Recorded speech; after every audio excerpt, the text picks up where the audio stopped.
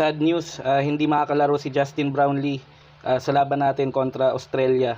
Okay, itong panahon na to, ito yung date, Monday, July 6, 2026. Ng araw na to, July 6, 2026. Nakaschedule yung second game ng Gilas para sa 2027 FIBA Asia World Cup qualifiers. Okay, natalo tayo. Ito yung mga panahon na natalo tayo sa New Zealand sa double overtime, final score 106-102. And nakaschedule tayo na labanan ng Gilas Pilipinas yung Australia sa araw na to. Okay, pero sabi dito, ayon sa Samahang Basketball ng Pilipinas, hindi makapaglaro si Justin Brownlee dahil may injury. Okay, nakalagay dito right hamstring strain.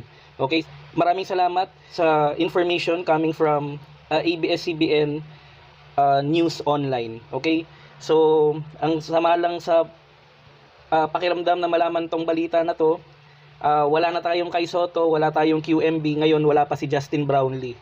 Okay, so mas lalong lumiliit yung chances na manalo tayo.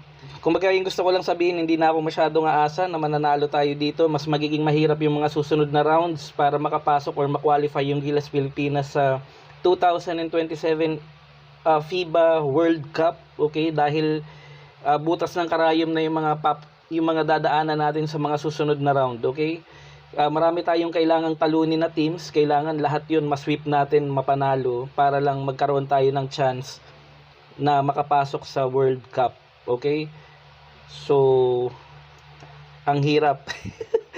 Ay nako, comment your thoughts. Gusto ko ring malaman yung opinion ninyo.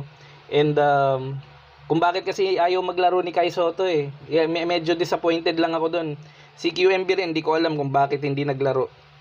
Kahit papaano sana kung nandun si QMB, kung nandito si Justin Baltasar, malaki yung tulong ni kahit isa man lang sa kanila, pero dapat kasi dalawa sila na nandito para yung New Zealand most likely kaya nating talunin yun kung nandun si Kai Sotto and QMB. Okay, tapos may ano pa tayo, may Mike Phillips pa.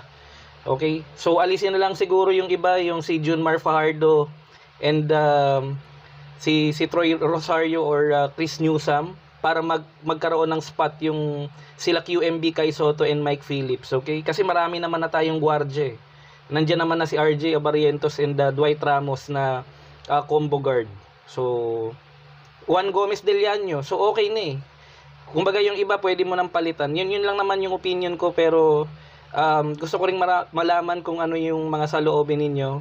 Ituloy natin yung conversation sa comment section. Maraming salamat.